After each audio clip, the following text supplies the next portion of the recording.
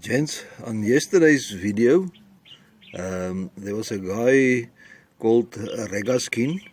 I hope I pronounce it 100%, but he discovered that this needle or valve go up too high. Let me just get some sunlight there.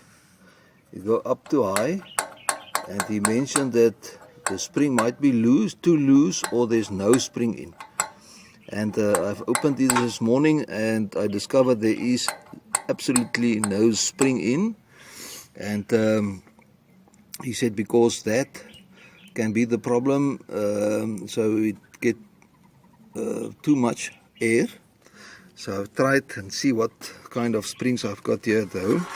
And I come upon this one, and I make it shorter, take a piece off, but it was so stiff that I don't think air will ever lift it up. So I'm looking further and I come upon a spring with this size. Let me put the two together, you can see the difference. You can see it's much thinner, and I nip off that little piece, and now I've got that movement.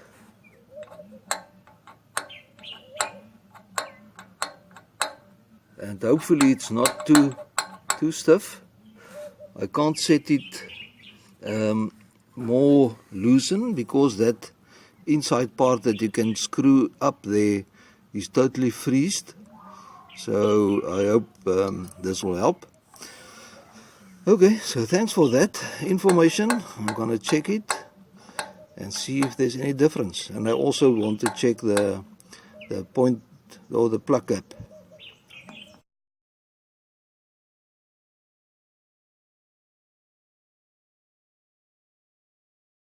Okay, gents, the next step is I get a new plug. I put it in already. It's not new, but I found it in my toolbox. And this is the one that I've used. The plug gap was 2.5 thou, and it must be 20 thou. According to internet, I've checked it quickly up. Okay, so I'm going to try it with another plug. Otherwise I will clean this one up, because I know it's spark, but there's a lot of carbon inside, probably because it ran so long ago.